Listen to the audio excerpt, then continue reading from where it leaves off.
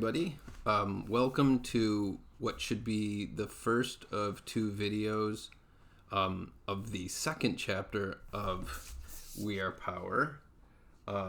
Before we start, a couple things.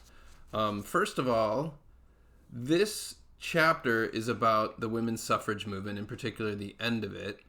And I got interested in this whole project because of a book that I wrote prior to this that I co-wrote with a woman named Susan Zimmett called Roses and Radicals, the epic story of how American women won the right to vote.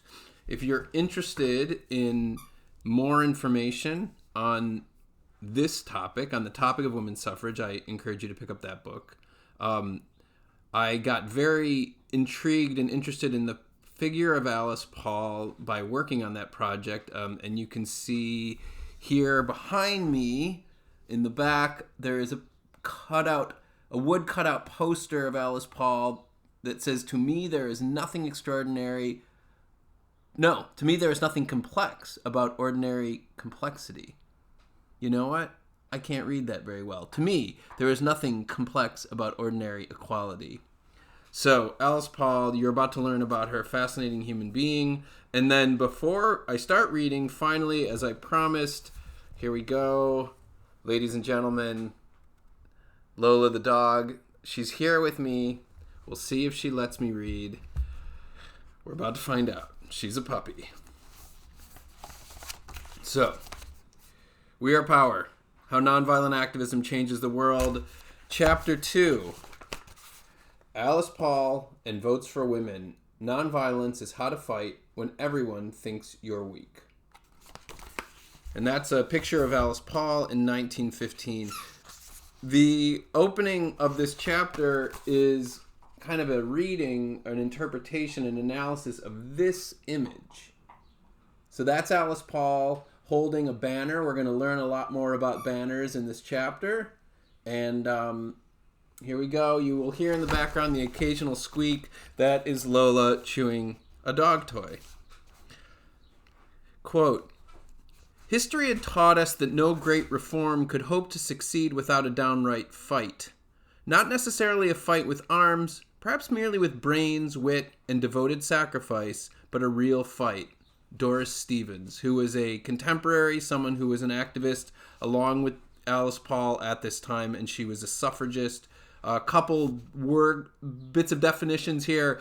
Suffrage basically means the right to vote. A suffragist is somebody who's advocating for the right to vote. In England, they were called suffragettes. In the United States, they're referred to as suffragists. Many people still refer to them as suffragettes here, but that is incorrect. The woman holding the banner in this picture is Alice Paul, leader of the American suffrage movement.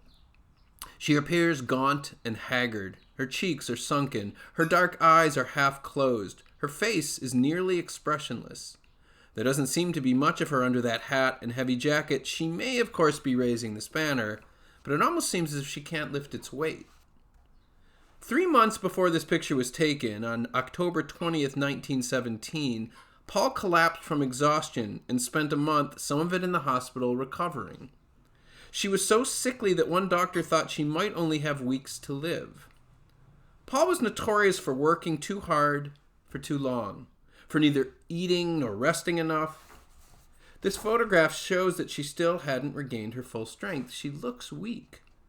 100 years ago, many would look at this picture of what appears to be a weak woman and not be surprised.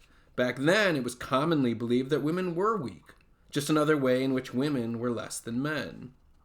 Many used this belief to deny women the right to vote. Some argued that women were physically too weak to withstand politics' demands.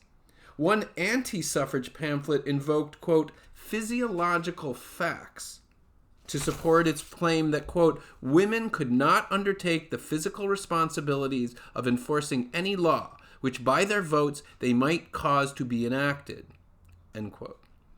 Such people, some of whom were women, would see this picture of Alice Paul and say, of course she looks weak, she is weak. But was she? Paul's banner reads, "The time has come to conquer or submit. For us there is but one choice. We have made it. President Wilson." President Woodrow Wilson originally made this statement to justify the United States' decision to enter World War I in the spring of 1917. There's Lola, squeaking on her toy. We're going to have to get rid of that one in a moment.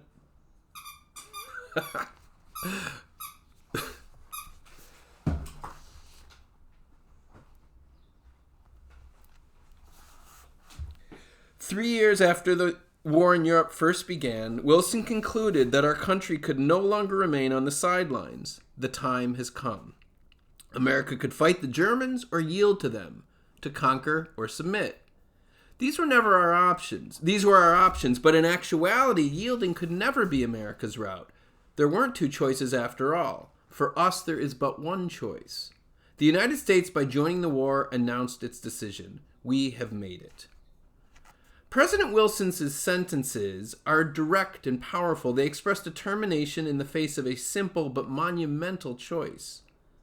Alice Paul appropriates the president's words, boldly reapplying them to express something quite different. She isn't addressing the war. Instead, Paul is using Wilson's language to support a different cause, a woman's right to vote.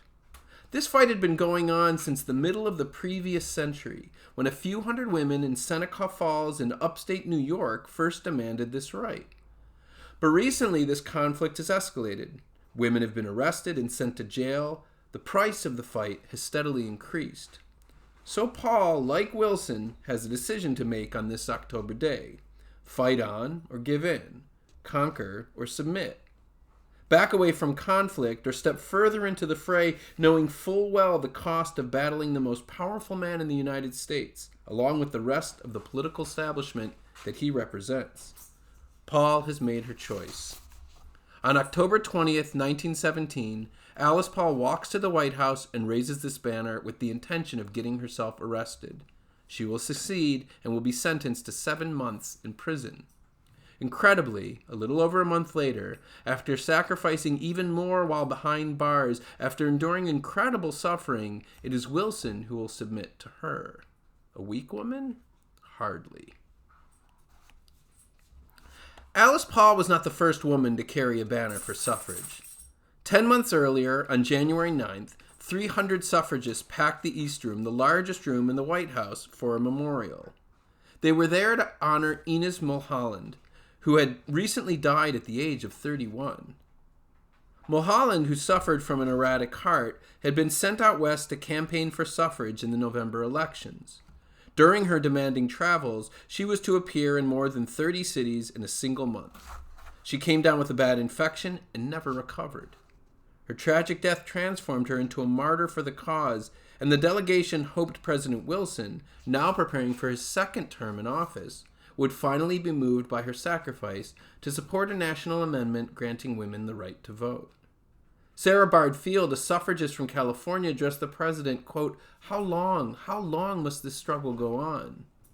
But Wilson deflected their plea. Despite telling Field and the rest of the suffragists that he personally supported their cause, he offered an excuse. As the leader of a party, my commands come from that party, he said, and not from my private, personal convictions. I'm going to stop because the dog's crazy.